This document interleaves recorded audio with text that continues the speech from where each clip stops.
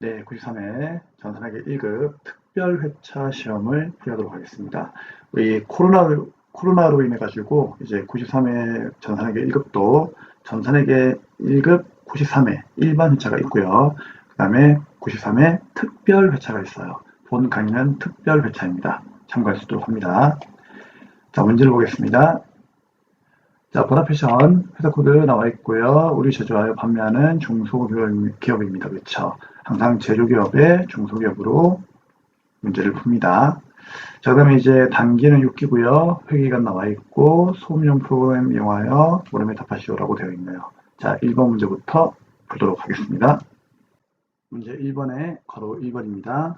자, 다음에 무형대상 계정을 추가로 등록하시오. 자, 이런 문제는 쉬운 거죠. 어디 가면 되겠습니까? 그렇죠. 계정 과목 주요 등록 하셔가지고요. 자, 클릭 아무 때나 코드에다 가시면 되고 229 순간 이동하셔가지고 사용자 설정 계정 과목 우측 상단에다가 임차 권리금이라고 하는 내용을 적으시면 되고요. 문제 보니까 성적은 1반 나와 있으니까 1반 적고 대체적으로 1번에다가 임차 권리금 지급이라고 해서 받아쓰기 하시면 되겠죠. 자, 다른 내용들은 없으니까 여기까지가 끝입니다. 예수시 빠져나올 수 있도록 합니다. 간단한 내용이니까 빨리 갈게요. 자, 2번 문제입니다. 거래처별 초기 2월에 대한 문제인 것 같은데, 그렇죠? 자, 우리 이런 내용 나오게 되면은 이것도 쉬운 문제죠. 그냥 단기 차입금, 장기 차입금 찾아가지고 요 금액들을 바로 잡아주시면 됩니다. 자, 거래처별 초기 2월은 여기 클릭 단기 차입금 보입니까? 네. 자, 오른쪽에 미래은행이 5천이 아니고 문제 보니까 1억이죠. 이거 1억으로 바꿔주시면 되고요. 그 다음에 한라은행은 없네요. 그러면 F2 누르고 한라은행 누르고 금액은 2억 끝입니다. 자, 장기 차입금 보입니까? 네, 보이죠. 미래은행, 경제은행 둘 다 있는데 뭐가 틀렸죠? 금액이 한 개도 안 맞죠. 그래서 미래은행은 2억, 그 다음에 경제은행은 3억 이렇게 맞춰주시면 되겠습니다. 이거 두 개 다 맞췄을 때 이 차액에 빨간 색깔 잔액이 남지 않도록 확인도 하시면 좋습니다. 네, 2번도 끝내도록 하겠습니다. 자, 우리에게 중요한 건 3번이죠. 네, 발표하시면 되겠습니다. 자, 정기분 원가 명세서 임차료 제조 원가에 속한답니다. 뭐라? 이건 500번 때 말하는 거다, 그렇죠? 자, 500번 때 임차료 말하는 거고요. 얘는 당연히 뭐다? 제조 원가 명세서에 가셔야 되겠죠. 자, 200만 원만큼이 누락된 것으로 확인되었습니다. 관련 정기재무제표를 적절히 수령하시오. 자, 관련된 재무제표 나왔죠. 자, 선생님 수업 시간 때 이렇게 관련 재무제표 나오면은 여러분들 연습 많이 하신다고 했죠. 물론 이 그림으로 연습을 하시면 되지만은 시험 칠 때는 이 그림 그릴 시간 없습니다. 자, 빠르게 문제를 풀도록 하겠습니다. 자, 먼저 전기분 원가 명세서에 가셔가지고 문제가 시키는 대로 일단 임차료 금액을 누르겠다니까 여기에다가 임차료 한 개 적어줍시다. 자, 얼마입니까? 네, 200만 원이죠? 근데 200만 원 적기 전에 잠시 단기 제품 재료가 보세요. 이게 금액이 130010이죠. 근데 여기다가 200만 원 적는 순간 엔터. 이 금액이 변한단 말이죠. 그쵸? 그래서 요 금액을 어떻게 한다? 여러분들이 체크하고 다음 손익계 안서부터 해서 관련 재무제표를 맞추면 끝나는 문제입니다. 그쵸? 자, 그럼 일단 우선적으로 문제에서는 일단 얘를 누락했다라고 나와 있으니까요. 얘는 시킨 대로 했어요. 그럼 퍼스트가 끝난 거죠. 그럼 이제 뭐 하면 된다. 관련 재무제표 수정하면 끝나는 겁니다. 자, 그러면 방금 우리가 입력했던 임차료는 제조원가 명세서부터 지금 현재 틀어진 거죠. 그래서 여기에 단기제품 제조원가를 우리가 체크를 해야 됩니다. 못 외우니까 132, 010, 000 자, 이렇게 체크하시고요. 그럼 얘는 이제 드디어 다 끝났으니까 ESC 빠져나오시면 되고, 자, 수업 시간 때 얘가 누구랑 일치한다고요? 손익계산서에, 자, 정기분 손익계산서 클릭, 누구? 매출 원가였죠? 매출 원가. 자, 근데 이거는 어느 매출 원가입니까? 당연히 공장은 제품 매출 원가를 쓰는 거죠? 그래서 공장의 제품 매출 원가에 단기 제품 제조원가 요 금액과 일치해야 됩니다. 근데 일치 안 하죠. 그래서 이 금액을 뭘로 132 000 010 000 방금 우리가 정확히 맞추었던 금액으로 바꿔주셔야 됩니다. 그러면 이제 매출원가 바뀌겠죠. 요거 확인 누르는 순간 뭐가 바뀐다? 단기 순이익이 바뀌겠죠. 자, 단기 순이익이 지금은 47123인데 확인 누르면은 여기에 45123으로 바뀝니다. 그렇죠? 그러면은 45123을 또 체크하면 되겠죠. 손익계산서도 정상적으로 완성이 되었습니다. 예수시 빠져나오시면 됩니다. 자, 우리 여기 잠시만요. 제품 매출원까지 상품 매출원가 아니죠? 상품 매출원가 아니에요. 조심해야 됩니다. 우리는 제조 키업을 위주로 공부하고 있고 방금 고쳤던 임차료도 제조 원가에서 고친 거기 때문에 제품 매출원가에 영향을 주는 거지 상품 매출원가에 영향을 주지는 않습니다. 그래서 이거 절대로 이거 보시면 안 돼요. 자, ESG 빠져나오고 그럼 단기순이익 끌어안고 어디 간다? 이익잉여금 처분계산서 여기서부터는 간단하죠. 잉여금 처분계산서 클릭 그리고 단기순이익이 안 맞죠. 그래서 불러오기 누르시면 되겠습니다. 그러면은 맞춰지겠죠. 자, 근데 이 두 개 합친 금액이 미처분 이익잉여금 요 금액인데 자, 요 금액도 곧 바뀌겠죠? 자, 불러오기 누르고 예 하니까 5235200으로 바뀝니다. 그러면 이제 5235200을 이렇게 체크하면 되는 거예요. 그리고 빠져나오시면 되고요. 예, 종착역 누르고 재무상대표 가시면 되겠습니다. 그럼 재무상대표에 요 2월 이익잉여금이 맞는지만 확인하면 되는 거죠. 정기분 재무상대표 어떻습니까? 현재 안 맞죠? 차익이 200이 남죠? 그래서 여기를 어떻게 한다? 방금 우리가 보셨던 5235200으로 바꾸어 주시면 되겠습니다. 그러면 차변과 대변 합계는 1차고요. 이상으로 정기분 재무제표 관련 문제 마감을 하도록 하겠습니다. ESC 빠져나오시면 됩니다. 자, 다시 한번 정리드리면 우리 여기 있는 이 관련 재무제표 3번 문제는요. 자, 어떤 내용이 중요했습니까? 첫째, 퍼스트. 일단 임차료가 제조원가 명세서에서 안 맞으니까 여기서 고쳐주라는 얘기죠. 그럼 출발이 여기에서부터 출발되었으니까 여기서부터 어떻게 한다? 제손이표 순서로 이렇게 맞추어 주시면 되는 겁니다. 뭐를요? 얘들을요. 그쵸? 그래서 제조원가 명세에 임차로 바꾸면은 당기제품 제조원가 바뀌고요. 얘 끌어안고 손익계산서 가면 되고 손익계산서에 당기순이익 바뀌면은 끌어안고 잉여금 처분계산서 가면 되고 여기서 2월의 잉여금 바뀌면은요. 즉 미처분 잉여금 바뀌면은요. 끌어안고 재무상대표 가시면 끝나는 겁니다. 그래서 서로 일치하는 부분을 잘 맞춰주면은 끝나는 문제이니까 어렵게 생각하지 마시고 여러 번 반복을 할 수 있도록 합시다. 자, 이상으로 1번 파트는 마감을 하도록 하고요. 이제 문제 2번 파트 가도록 하겠습니다. 네, 문제 2번 일반전표 보도록 하겠습니다. 자, 입력시 유의사항 한번 읽어보시고요. 1번부터 바로 가겠습니다. 자, 9월 30일 날 영업부서 직원 김성실에게 지급한 9월분 급여는 다음과 같습니다. 공제 후 차감치 금액은 당사 보통 경우에서 이체했습니다. 우리 월급주는 분계 나오죠. 그럼 항상 차변은 뭐다? 급여부터 분계라고 했죠. 자, 영업부 직원의 김성실이니까 800번대 급여 얼마? 급여계가 320만 돼 있죠. 요거 적으시면 되고요. 그 다음에 이제 소득세부터 장기요양 보험이네요. 여기까지가 누굽니까? 공제합계액이죠. 그럼 이거 볼 필요 없고 그냥 35만 2,970원을 수금으로 대변에 분계하시면 됩니다. 그럼 나머지는 지급총액이 보통용으로 나간 거니까 이렇게 마무리를 하시면 되겠죠. 자, 간단한 내용입니다. 그렇죠? 자, 그러면은 9월 30일에 가서 분계 바로 할게요. 차변에 급여 몇 번대? 800번대. 판매비와 관리비죠. 얼마입니까? 320만원 적으시면 되고. 자, 세금 뗀 거는 대변에 뭘로? 예수금이라고 하는 부채의 증가로 분계를 하시면 되겠죠. 자, 얼마입니까? 네, 352970 공제계를 적으시면 되고요. 그럼 나머지 이제 28473030은 보통예금 주었으니까 대변에 보통예금 나간다. 마무리 하시면 되겠습니다. 쉬운 문제였죠. 다음 2번 문제 가도록 할게요. 단기 시세 차익을 목적으로 미래통상의 주식 100주 액면가 1,000원. 우리 주식을 취득할 때는요, 액면가 무시하죠. 200만원만큼의 취득하였으며 대금은 보통예금으로 이체했습니다. 자, 단기 시세 차익이 목적이었고요. 시장성이 있다. 그러면은 빈번하게 거래되겠죠. 자, 그러면 단기 매매 증권을 거래한 거고 수수료는 무시한다. 야, 수수료가 없으니까 쉬운 문제이죠.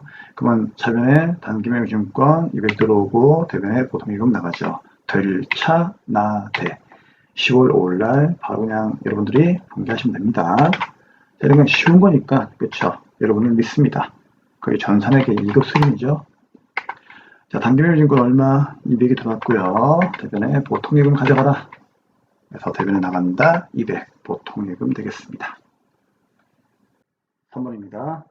자, 10월 25일 날 공장 건물을 신축하기 위하여 서산개발로부터 건물과 건물의 부수가 되는 토지를 일괄 구입했습니다. 그쵸? 근데 이 건물을 즉시 철거했네요. 야, 그러면 나는 건물이 필요한 거였어요? 아니면 토지가 필요한 거였어요? 토지가 필요한 거죠. 그쵸? 네. 그리고 일괄 구입대금 2억 6천만 원만큼은 하나은행한테 대출받아가지고 지급했습니다. 그럼 여러분 잘 봐요. 우리가 공장 건물을 지으려고 이제 땅을 사려고 하는데 이 서산개발이 그 땅 위에 건물이 있었는가 봐요. 서산개발이 얘기하는 거죠. 야, 땅 사려면 건물도 가져가라. 그쵸?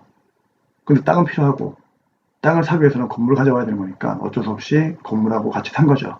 근데 건물이 필요 없으니까 부셔버렸죠. 그쵸? 그래서 구입 시 철거 건물은 어디에 포함하죠? 토지에 포함을 하시면 됩니다. 왜냐면 나는 땅이 필요한 거니까요. 그쵸? 결국은 땅을 샀다. 그래 보면 되는 거예요. 그래서 철거 건물도 토지에 포함을 해요. 그래서 차변이 뭐다? 토지가 2억 6천이 들어오는 겁니다. 이해되겠죠? 그럼 돈 줘야 되는데 어떻게 주었다? 대출받아 주었죠? 그럼 대출받아 주었으니까 현금이 들어왔다가 나갔겠죠? 그럼 현금이 들어오면 차변, 나가면 대변이니까 현금은 차변, 대변 왔다 갔다 하면서 상계되니까 걔는 분개하지 말고 뭐만 돈을 빌린 거에 대해서만 분개하면 되겠죠? 그래서 대변이 뭐다? 장기 차입금 2억 6천이에요. 기간이 5년이니까 예, 장기가 되겠죠? 자, 그러면은 분개합시다. 자, 이 분개도 어려운 건 아닌 것 같습니다. 그렇죠? 자, 그래서 3번은 10월 25일 날에 차변의 토지 얼마? 2억 6천이고요. 다음 대변에 누구다?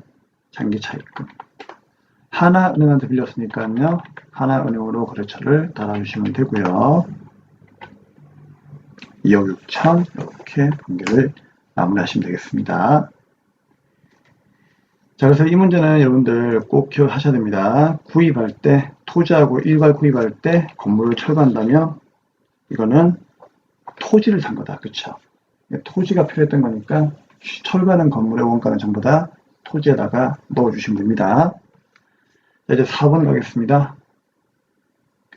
자, 11월 20일 날 대한의 외상매입금 3천만 원만큼을 지급하기 위해서 2천만 원만큼 보통예금 이체했고 1천만 원은 매출 전인 대웅전자로부터 받은 바드럼을 배서 양도했습니다. 이게 중요하죠.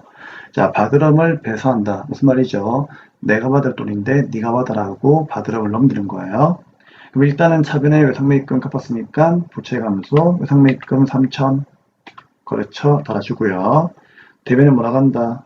그렇죠. 2천만 원만큼은 보통예금 나갔으니까 보통예금 2천만 원 나간다 대변. 그 다음에 나머지 1천만 원만큼은 내가 받을 어음을 네가 받으라고 주었으니까요. 받으러음이 나가는 겁니다. 근데 이때 중요한 거는 이 받으러음의 거래처는요. 대한이 아니에요. 왜?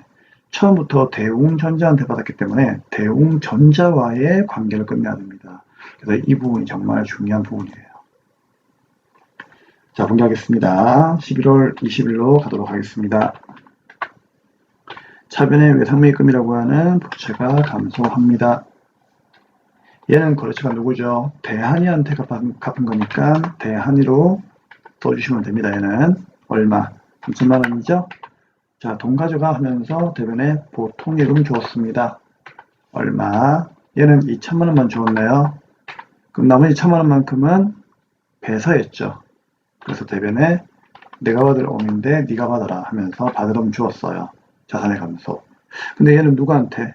대웅전자한테 우리가 받아온 거기 때문에 대웅이와의 관계를 끝내야 돼요. 그렇기 때문에 대웅전자 이렇게 거래처를 달아주셔야 됩니다.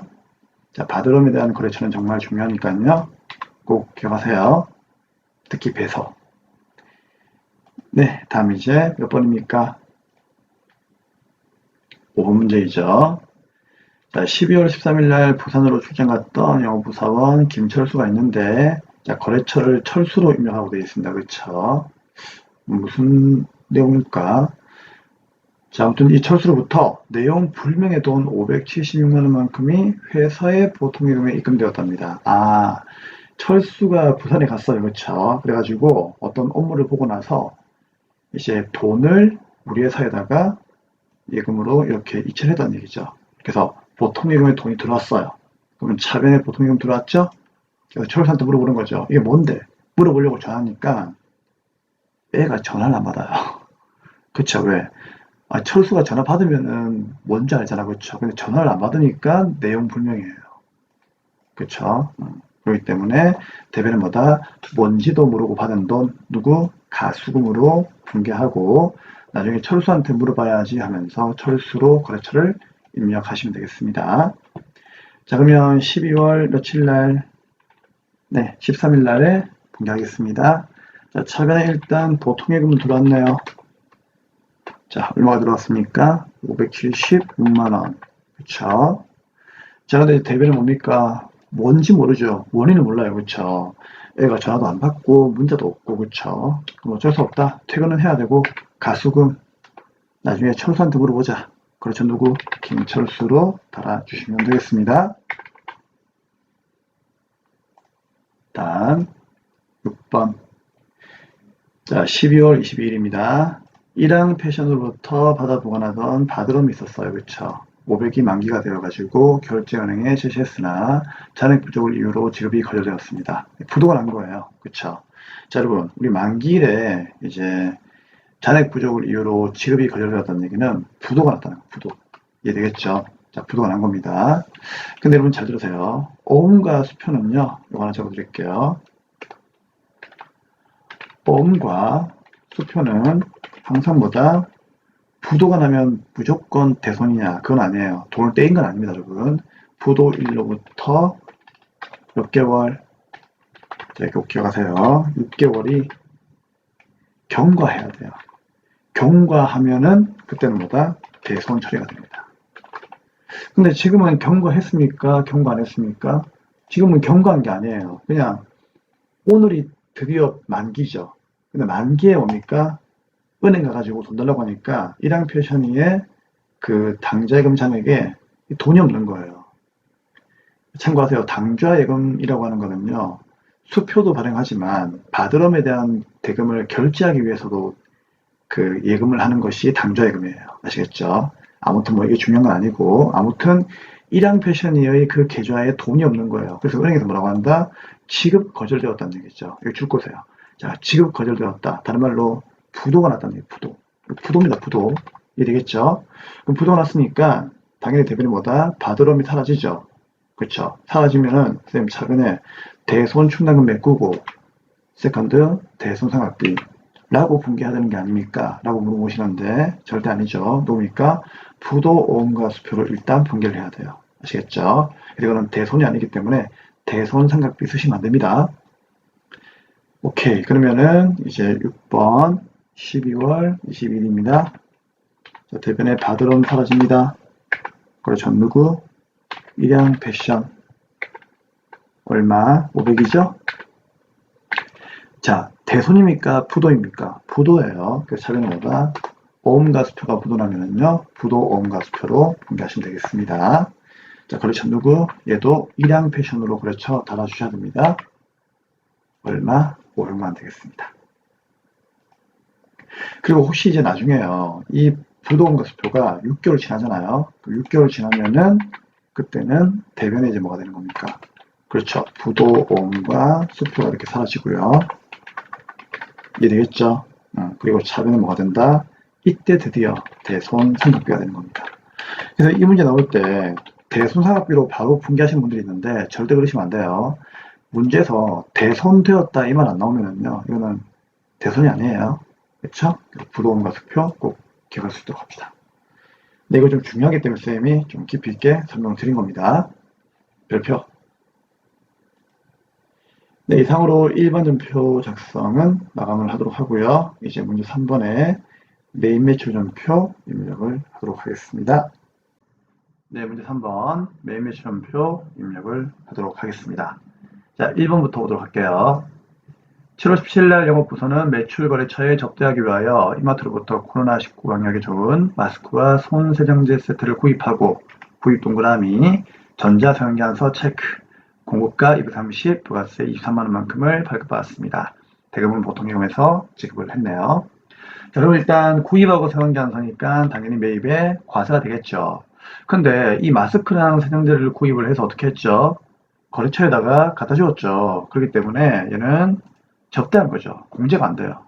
그래서 7월 17일 날 엔터 매입에 과세가 될 뻔했으나 그쵸? 접대였기 때문에 54번 불공이 되겠습니다. 자, 품목은 뭐라고 하면 되죠? 뭐 마스크와 뭐 세정제 이렇게 할까요? 뭐 그렇게 하면 되겠죠? 이게 중요한 게 아니니까. 수령 단가는 없고 공가 얼마? 230만 원에 부가가치세 23만 원. 거래처 누구입니까? 이마트. 그리고 전자에다 체크하시고요. 분계는 혼합으로 가시면 되겠죠. 차변의 원재료 불공제 사유를 적어야 되겠네요. 죄송합니다. 자, F2 누르고 접대비에다가 엔터 치면 되고요. 분계는 혼합. 차변의 원재료에다가 무엇을 분계하면 되겠습니까? 접대비를 분계하시면 되겠습니다. 몇 번대? 영업부가 갔으니까 800번대. 자, 대변에 돈 줍시다. 뭘로? 보통예금으로 주었네요. 대변에 보통예금. 간단한 문제였죠. 야, 코로나가 이렇게 또 시험 문제까지 영향을 미치고 있다. 그쵸? 자, 이번에 8월 14일 날 가도록 하겠습니다. 자, 8월 14일 날에 리아의 제품을 판매 동그라미 하고 다음에 신용카드 매출표를 발급하였습니다. 자, 판매하고 카드죠. 그럼 매출의 카드 과세. 8월 14일 날 가겠습니다. 자, 매출의 카드가 되니까 몇 번? 네, 17번 되겠죠. 자, 품목은 누구입니까? 품목은, 제품이죠. 제품 적으시면 되고, 금액은 120에 12만 원이니까 토탈합이 132만 원이죠. 그러면은 여기다가 제품 적고, 수량단가 안 나와 있으니까 무시하고, 132만 원 적으면은 공급가 120, 부가세 12만 원 잘라줍니다. 자, 거래처는 누구입니까? 네, 그렇죠. 누구였지? 리아. 네, 리아한테. 카드도 미리 보죠. 하나카드죠? 네. 자, 그러면 거래처는 리아로 가시면 되고, 그 다음에 엔터 치면 신용카드, F2 누르고 하나카드 엔터. 자, 분계는 어떻게 할까요? 카드는 외상이니까 전액 외상을 해도 괜찮아요. 그럼 어차피 대변의 제품 매출, 차변의 외상 출금, 하나카드까지 거래처를 달아주기 때문입니다. 아니면 그냥 뭐 4번의 카드로 가도 괜찮고, 그쵸? 카드로 가도 외상을 좀 뜨고 있죠. 그럼 이제 이거는 출제위원이 우리를 배려해주는 문제니까, 고맙다라고 그냥 하고 넘어가면 되는 거예요. 혼합으로 가신 분들은요, 3번에 혼합 가셔가지고, 제품 매출 부가세 수금, 차변의 외상 매출금, 이렇게 분계도 괜찮고요. 어떤 방법으로 해도 상관없습니다. 대신에 혼합으로 가신 분들은요, 거래처를 하나 카드로 바꿔준다는 거, 요건 잊으시면 안 되겠죠. 자, 그럼 이제 다음 문제 보겠습니다. 자, 이번 쉬운 문제였습니다. 자, 8월 17일 날 수출업체인 화일건영의 구매 확인서의 동그라미에 의하여 제품 300개, 한 개당 10만 원에 납품하고, 납품했다는 얘기는 팔았다는 얘기죠. 영세월 전자성형기한서 체크 발급하였고요. 대금 중 20%는 자기와수표 현금입니다. 잔액은 외상으로 하였다. 8월 17일 날 가도록 하겠습니다. 자, 일단 매출하고 납품했다는 것은 매출했다는 얘기죠. 근데 이게 구매 확인서 나오고 영세월 전자성형기한서 나오니까 매출의 영세가 되겠네요. 몇 번? 16번 되겠죠. 12번 미안합니다. 12번. 자, 품목은 누구입니까? 제품 개수는 300개, 한 개당 10만 원이니까 3천만 원 되겠고요. 영세니까 부가가치는 없습니다. 거래처는 화일건영 놓으시면 되고, 그리고 엔터 치면은 전자가 나오죠. 전자세원기한서 맞습니까? 맞나요? 체크. 자, 영세를 구분해주셔야 되는데 F2 누르고, 알고 있죠? 내국시용장 3번이 되겠습니다. 일반적으로 이제 수출로 나오면은 1번이고요. 영세가 나오면 3번이죠. 거의 뭐 외우다시피 하고 가는데 참고하시면 되고, 대금 수용되어 있으니까 혼합 가시면 되겠습니다. 자, 대변의 제품 매출 맞습니까? 맞네요. 자, 차변은 뭐다? 돈 들어오는 거 분기하면 되는데 20%가 자기하수표 들어왔답니다. 그러면 3천에 20%면 600만 원이니까 326, 500만 원, 차변의 현금 600 공개하시면 되고, 나머지는 외상이니까 차변의 외상 매출금이라고 하는 자산이 증가할 수 있겠네요. 화일 건영 거래처까지 확인해 주시면 되겠습니다. 자, 다음 이제 4번 문제 보도록 하겠습니다. 자, 10월 2일 날 효원기계로부터 절단용 기계장치를 구입했답니다. 3개월 만기 약소금을 발행하여 주었고, 전자세원기한서 체크. 그럼 구입하고 전자세원기한서죠. 공급가 7,200, 부가세 720 발급받았고, 고정자산 등록은 뭐 원래 생략하고 있죠, 우리. 이 정도는 다들 아시니까 생략하시면 되고. 자, 10월 2일 날 가서 공개하겠습니다. 자, 일단은 구입하고 세원기한서니까 매입세 공제가 되죠. 51번 매입의 과세. 품목은 누구입니까? 기계, 장치. 자, 수량하고 단가는 안 나와 있고 금액은 나와 있네요. 7,200에 부가세는 720만 원. 거래처는 호원기계로 놓으시면 되겠다. 자, 전자를 체크하느냐? 체크해야 되겠죠? 전자란 말이 보이니까. 자, 분개를 해야 되는데 분개는 3개월 만기에 약소금을 줬죠. 그러면 전액 현금 아니고 전액 외상 아니니까 혼합 가시면 되는데, 차변에 내가 구입한 게 원재료가 아니란 얘기죠. 누굽니까? 기계장치를 구입하였으므로 기계장치로 바꿔주시면 되는 것이고, 그 다음 대변에 우리가 어음을 줬으니까 이거는 지급어음으로 분개하면 큰일 나죠. 미지급금이에요. 지급어음은 장사할 때 쓰는 거니까, 그쵸? 기계를 사오는 건 장사가 아니죠. 재고 자산이 아니기 때문에 지급어음을 쓰면 안 됩니다. 그래서 이건 뭐다? 미지급금으로 쓰셔야 되고, 거래처는 효원기계가 되겠습니다.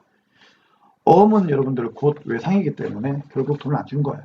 그래서 미지급금으로 분개하시면 된다. 꼭 기억하세요.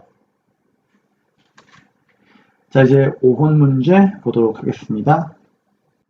네, 5번 11월 10일입니다.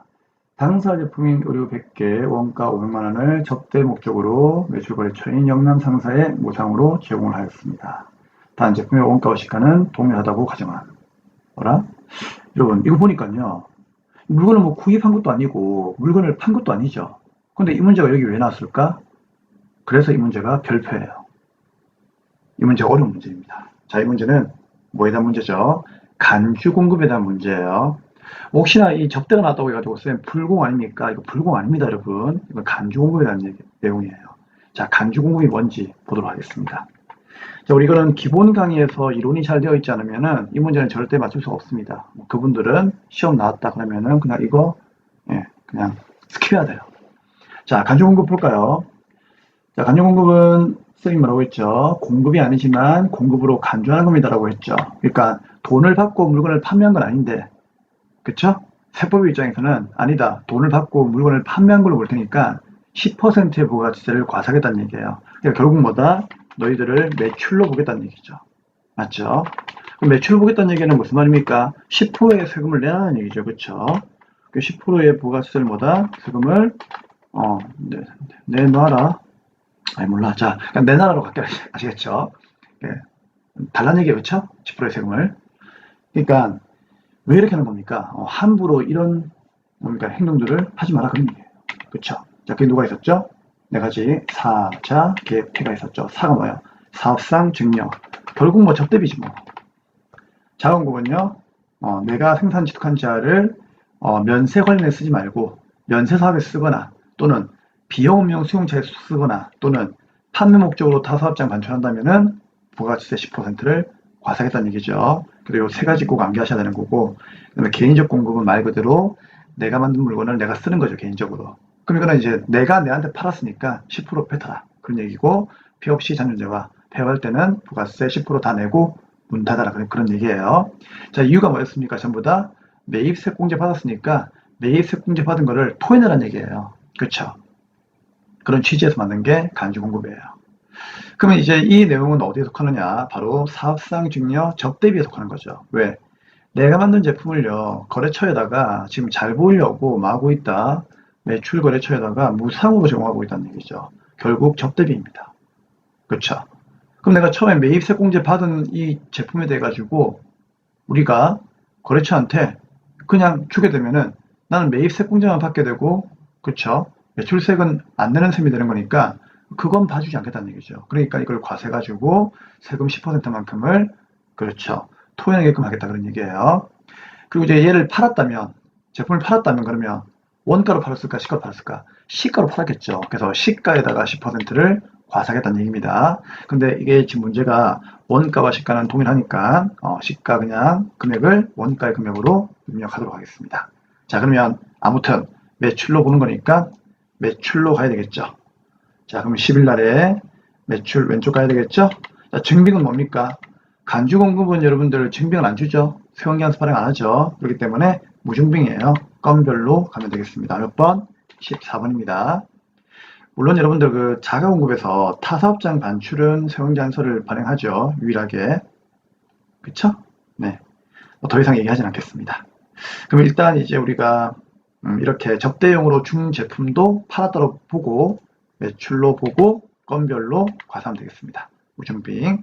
자, 품목은 뭐 의류하면 되는 거고요. 자, 수량은 안 나와 있고, 자, 금액은 나와 있네. 100개네요. 네, 100개고 단가는 안 나와 있죠. 아무튼 이게 전부 얼마? 500만 원치죠. 근데 500만 원이 시가니까 공가액에다가 시가를 500을 적어주시면 됩니다. 하지만 이게 잘라지기 때문에 500에 50이 만들어지려면은 550조가 되겠죠.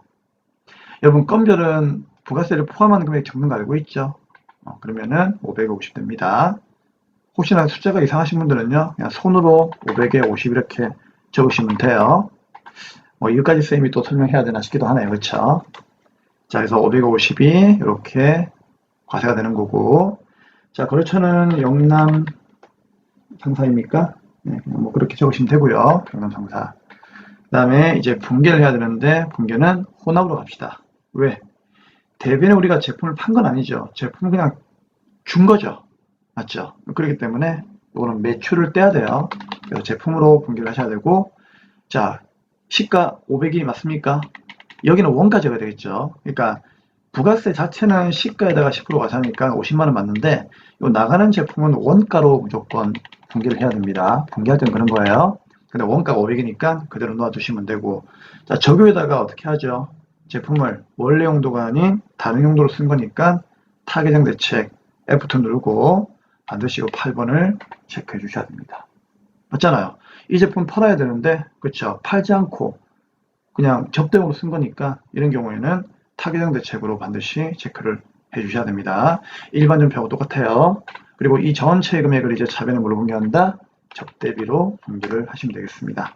매출 거래처 나오면은 영업사원이 간 거니까 800번 때 550 마감을 하시면 되겠습니다. 자, 상당히 어려운 문제였고요. 이 문제는 전산선거에서 좀 잘 나오는데 회계에서도 이렇게 나왔으니까 쌤이 조금 깊이 있게 설명을 좀 드렸습니다.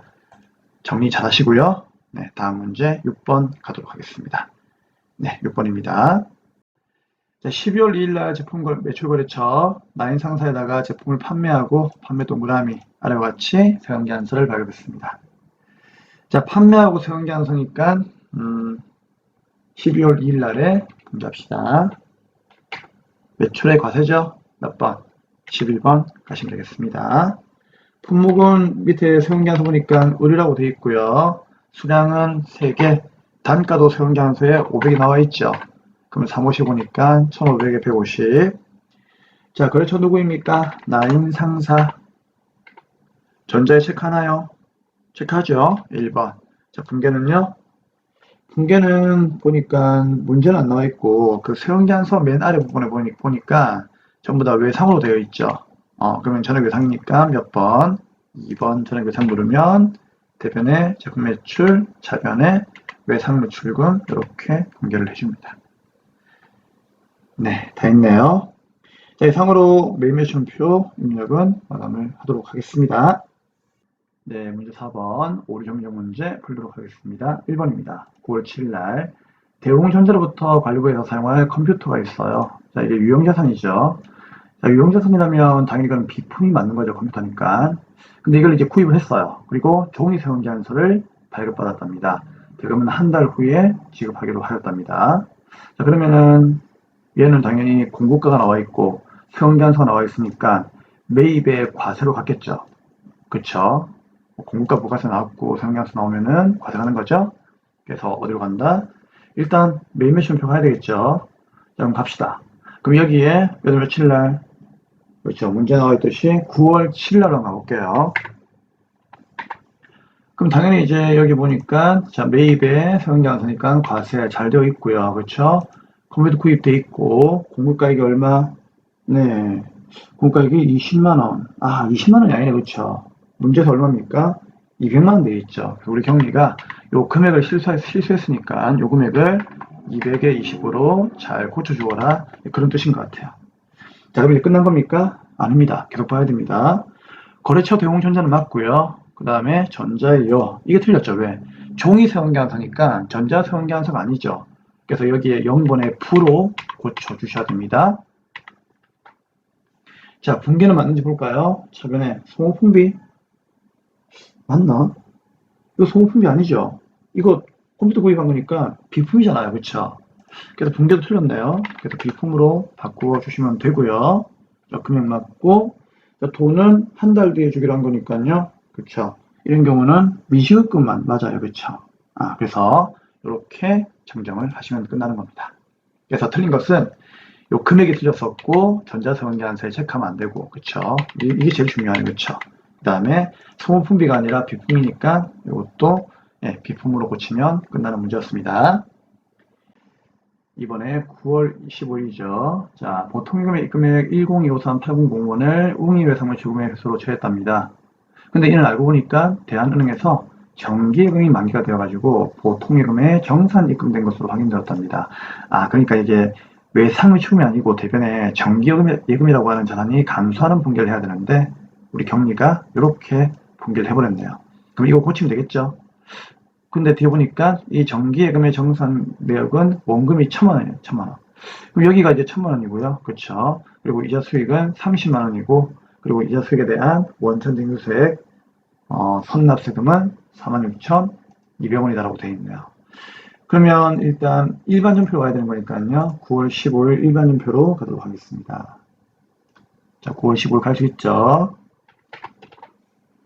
자, 그러면 보통예금은 일단 들어온 건 그대로 놔두고 대변에 외상물 추금이 아니고 정기 예금이 사라진다 그 얘기죠. 그쵸? 자, 거래처는 웅이 아니니까 스페이스 엔터 지워주시면 되고요. 자, 금액은 대변에 1,000만원이 사라져야 되겠죠. 원금이 거기에 1,000만원이라고 되어 있으니까. 그쵸? 근데 여기에 대해서 이자 수익이 30만원 발생했으니까 대변에 뭐다? 이자 수익이라고 하는 수익을 30만원만큼 발생하는 거 분견을 해야 돼요. 이거는 해야 되는 거예요. 그쵸? 그럼 쌤, 대변에 1,030만원, 차변에 이만큼이면은 여기 46,200원이 차변에 남는데 이거는 뭡니까? 뭘까요? 문제 보니까 이거 세금 떼인 거로 나와 있잖아요. 이자 수익에 대한 원천징수세. 그쵸? 자, 법인기업이 나중에 내야 되는 법인세 일부를 떼었다. 그러면 차변은 뭐죠? 미리 납부한 세금, 선납세금으로 분개한다는 거 알고 있죠? 그래서 선납세금으로 차변에 분개하셔가지고 1030, 1030 이렇게 맞춰 주시면 되는 분개였습니다. 자, 그래서 이 분개 한번 잘 이해해 볼 수 있도록 하고요. 이상으로 정정 문제 마감을 하도록 하겠습니다. 자, 다음 이제 문제 5번의 결산 문제입니다. 화면을 보도록 하시죠. 네, 전산회계 결산 순서부터 보도록 하죠. 첫 번째, 수동결산 먼저 하시고요. 두 번째, 자동결산 하시면 되겠죠. 수동결산은 직접 일반전표에다가 분개하시면 되고요. 자동결산은 금액만 입력하면은요, 자동으로 분개해주기 때문에 전부추가만 누르시면 되겠습니다. 자, 수동과 자동을 먼저 골라야 되는데, 자동결산만 암기하시면 나머지는 수동이죠. 자, 자동결산 5가지 누가 있습니까? 기말재고, 대손, 감가, 주식금, 법인세. 다시 기마재고, 개송, 감가, 투식금, 법인세. 외우셔야 됩니다. 자, 수동은 수, 자동은 자 체크하겠습니다. 1번 수동이죠? 수. 2번 수동이죠? 수. 3번 자동이죠? 키워드가 퇴직금. 퇴직이란 말이 나오면 자동이죠? 그렇기 때문에 1번, 2번이 수동이니까 1번, 2번 먼저 풀고 3번은 맨 끝에 풀면 되겠습니다. 자, 1번 보도록 하겠습니다. 자, 10월 1일 날에 돼 있죠. 여기에 키워드가 키워드가 아니고 힌트가 여기 있습니다. 자, 10월 1일 날에 보통예금에 입금된 900만 원만큼은 이거는 12개월분이 아니고 6개월분이죠. 이거 조심하셔야 돼요. 6개월분입니다, 여러분. 여기 별표. 자, 6개월분 10월 1일부터 다음 연도 3월 말까지의 임대료가 있는데 요 임대료이다라고 돼 있는데 장부조에서 월하게 상환합니다. 뭔 소린가 하면은 결산 문제이지만 일단 10월 1일 날에 조회해가지고 상황을 판단한 후에 공개하라는 얘기죠. 그래서 우리는 일반 연표에 가셔가지고 자 10월 1일로 먼저 가보도록 하겠습니다. 그럼 여기 분기가 있을 거예요. 차변은 뭐 보통 예금이 900이 들어왔고요. 대변에 이게 문제에서는 임대료인데 우리 경리가 하필이면은 선수 수익으로 분기해 놓았다 그런 얘기죠. 그렇죠. 그래서 이 분기를 일단 보셔야만 문제를 풀 수가 있습니다. 자, 그럼 쌤이 화면을 통해서 이제 풀이를 해드릴게요. 우리 경리가 자 10월 1일 날에 보통예금 들어오자마자 선수 수익으로 분기했죠. 그렇죠. 우리 회사가 뭐다? 일단 건물주예요. 그렇죠. 그래서 돈이 들어와가지고 이거를 임대료라고 하는 수익으로 대변에 잡으면 되는데 선수 수익으로 잡았다는 얘기죠. 근데 임대료로 잡던 선수 수익으로 잡던 그게 중요한 건 아니고요. 이번 연도의 단계에 해당하는 임대료가 얼마인지를 정확하게 여러분들이 구하셔야 돼요. 그렇죠? 그래서 자 받은 돈 900만 원 가지고 곱하기만 한다. 자 6분의 해야 되겠죠. 이게 중요한 겁니다. 이거 12분이 아니죠. 왜 그런가 하면은 지금 문제에서는 이게 6개월치라고 나와 있거든요. 6개월치를 받은 거기 때문에 분모에 6이 들어가야 되는 겁니다. 이거 조심하세요. 별표. 그럼 6분의 해서 어떻게 한다? 10월 1일 날에 돈 받은 거니까 10월 1일부터 이제 계산하면 되겠죠.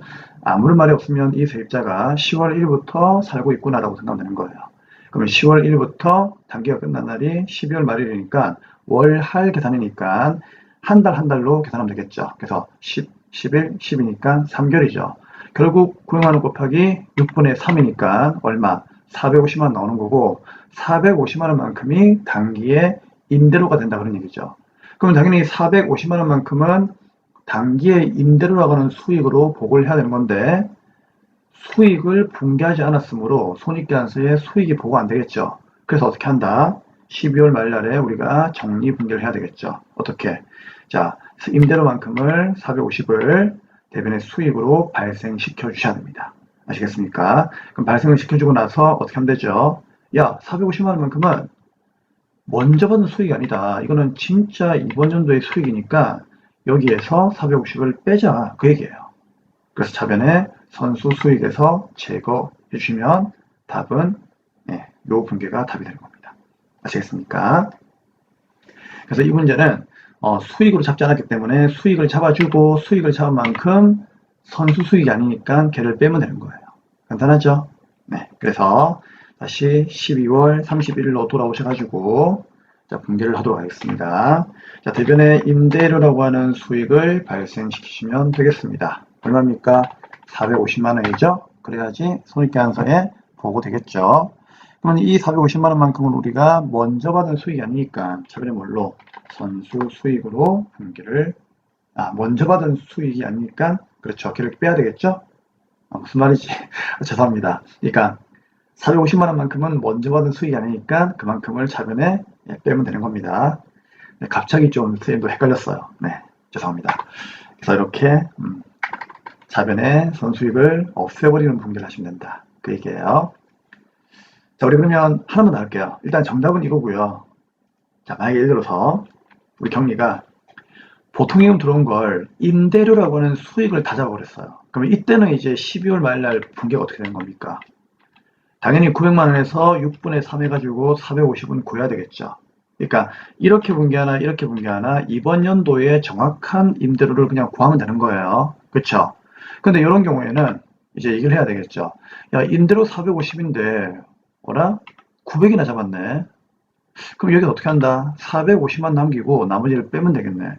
그래서 450원 반반이니까, 그쵸? 12월 31일 날의 정기분계는 이런 경우에는 임대료에서 450 남기고 나머지 450은 내년 거니까 걔를 빼고, 맞죠? 뺀 만큼은 미리 받았다라고 생각을 해가지고 대변에 선수 수익으로 분개하시면 되는 겁니다. 아시겠습니까? 그래서 문제는요, 결론. 요렇게 나올 수도 있지만, 그쵸? 요렇게 나올 수도 있기 때문에 이 두 개를 비교하면서 정답이 서로 다르니까 요거까지 잘 이해를 하셔야 됩니다. 얘는 수익을 안 잡았으니까 수익 잡아주고 선수익을 빼면 되는 거고요.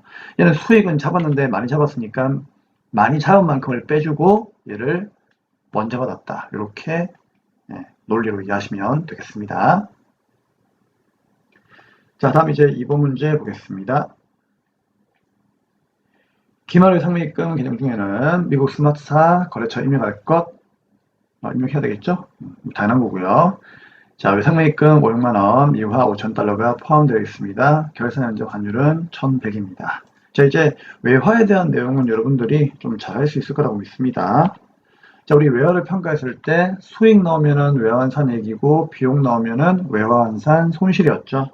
자, 그럼 문제 볼게요. 외상매입금이라는 얘기죠, 그렇죠? 외상매입금을 우리가 갚을 거예요. 그럼 이 갚을 게 장부에 현재 얼마가 있다? 500이 있다는 얘기예요. 근데 기말에 평가해 보니까 이게 달러가 5,000달러인데 1달러의 평가액이 1,100원이었죠. 그거 곱하니까 550만 원 되었다는 얘기죠. 무슨 소리입니까? 우리 회사는 500만 원만큼의 외상값을 갚을 게 있었는데 하필 달러가 오르는 바람에, 맞죠? 지금 현재 우리가 이 외상매입금을 갚아야 한다면 550만 원만큼을 갚아야 된다. 그 얘기예요. 그쵸? 오라? 그럼 나는 500만 원만 주면 되는데 달러가 오르는 바람에 550을 주게 생겼으니까 50이 우리 회사에서 돈이 더 나가게 생겼죠. 그쵸? 그러니까 사장님께서 기분이 상당히 안 좋아요. 곧 뭐다? 손실이에요. 그래서 비용 발생은 차변 이러면요. 외화, 환산, 손실. 이게 한마디로 달러 평가 손실이에요. 그쵸? 얼마? 오른 만큼만 분개하시면 됩니다. 자, 50만원. 차이만큼만 분개하시면 되고, 그 다음에 대변은 뭐다? 이만큼 기분 나쁜 이유는 부채가 그만큼 늘었다는 얘기죠. 그쵸? 선생님이 항상 얘기하죠. 이렇게 비용이라고 하는 것은 부채의 증가와 자산의 감소는 비용입니다. 라는 그런 얘기를 하죠. 자, 그래서 이 분개가 정답이 되는 겁니다. 자, 그러면 12월 31일 날에 차변에 외화, 환산, 손실 갚을 게 올랐으니까 손실이죠? 당연한 거예요. 그럼 대변에 이걸 어떻게 한다? 외상매입금이라고 하는 부채가 증가했으니까 부채의 증가로 대변에 외상매입금 이렇게 증가시키면 됩니다. 거래처가 누구였죠? 스마트사였으니까 스마트사. 이 거래처를 입력해달라 그 얘기였어요. 그렇죠? 항상 거래처 이거는 입력하는 거니까 크게 문제가 될 건 없다. 자, 마지막 이제 3번 문제입니다. 자, 3번은 자동이었으니까요. 이제 수동은 다 있죠. 자, ES10 빠져나오시면 되고요. 자, 3번에 자동결산 가시려면은 결산 자료 입력 먼저 클릭을 하시고 날짜는 엔터 치면은 알고 있죠? 네, 이렇게 창이 뜨고요. 여기다가 이제 입력을 해주시면 되겠습니다. 문제를 보도록 하겠습니다. 자, 3번.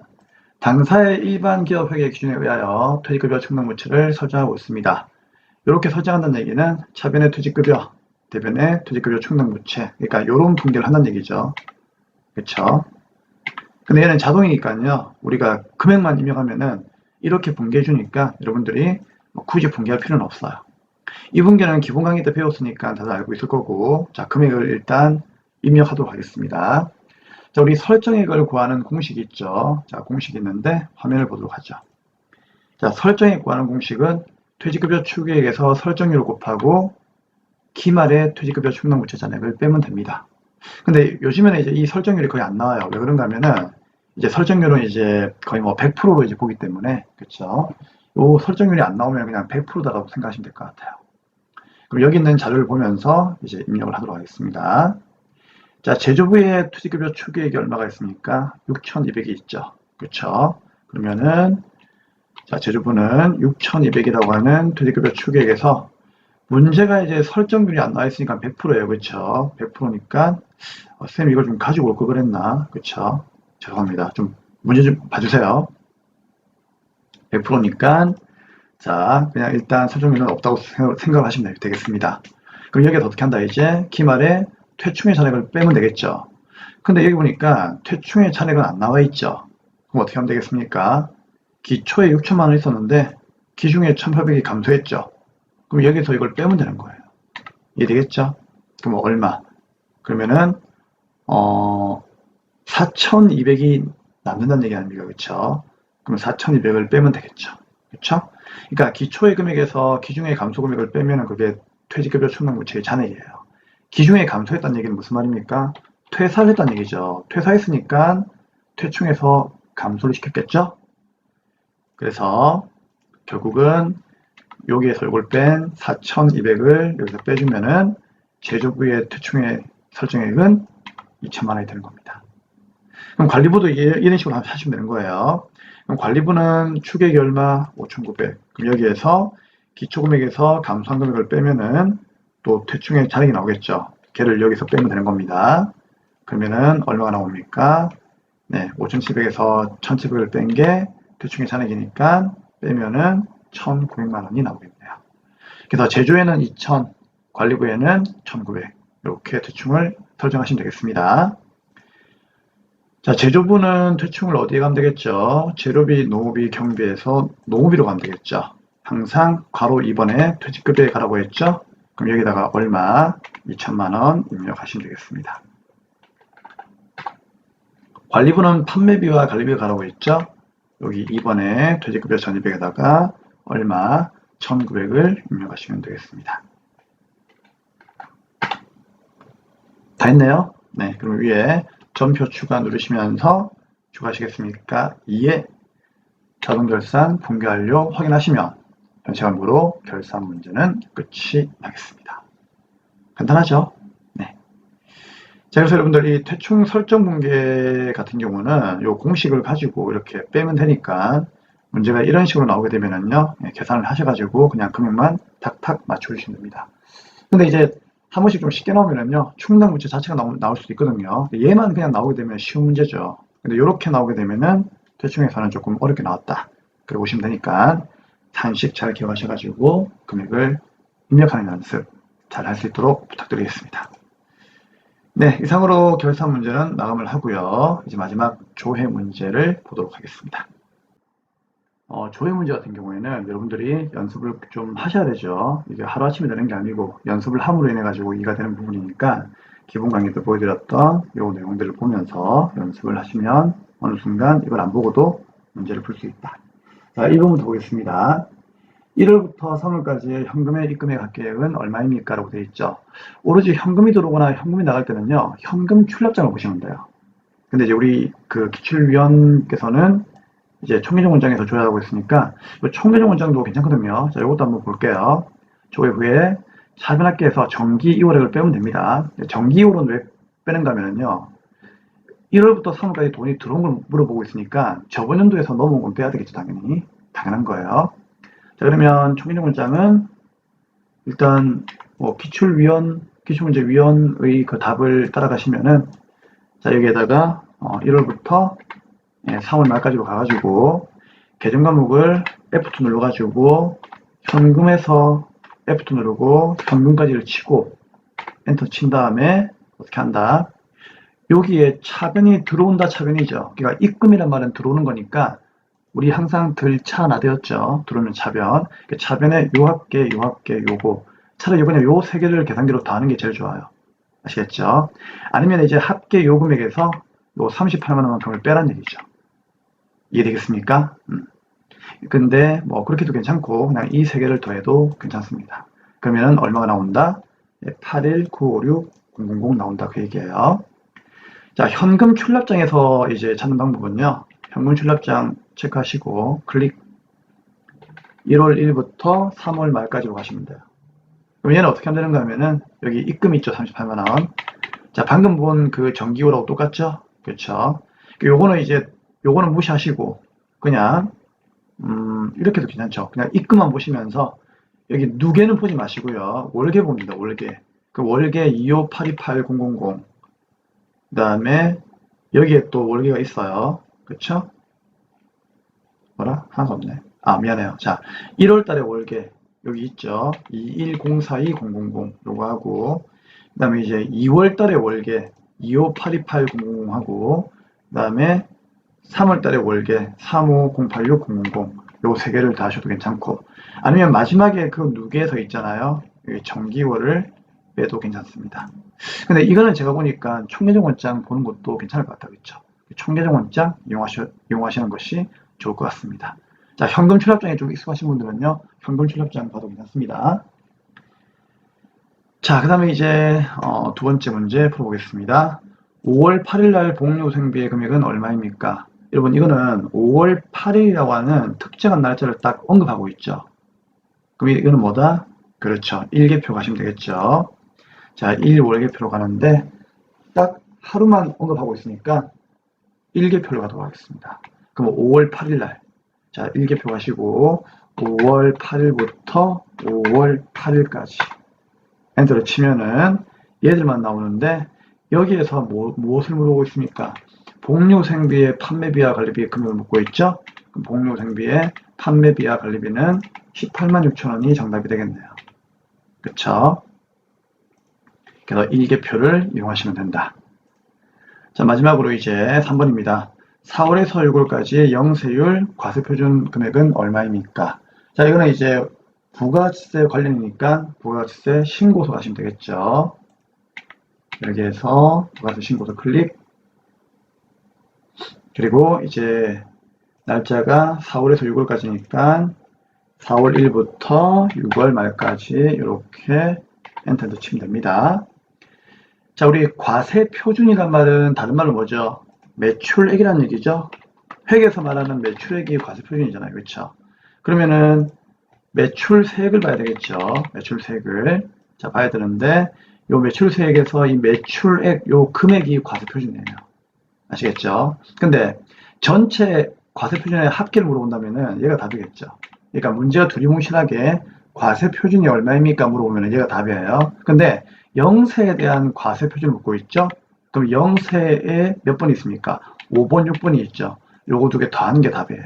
그럼 얼마? 3,550만 원입니다. 자, 왜 그런가 하면은 얘는 그냥 영세율 과세 표준을 물었으니까 그쵸? 세원계한서를 발급한 거하고 발급하지 않은 요 기타가 직수출이죠? 요거하고 두 개를 같이 물어보고 있는 거예요. 그쵸? 그래서 이 두 개를 다 하셔야 됩니다. 만약에 영세율 세원계한서를 발급한 과세표준이 얼마입니까? 그렇게 물어보면은 2,550만 원이 정답이 되는 거고요. 맞죠? 직수출이 얼마입니까? 그러면은요, 기타가 정답이 되는 거죠. 요 기타가 직수출이에요.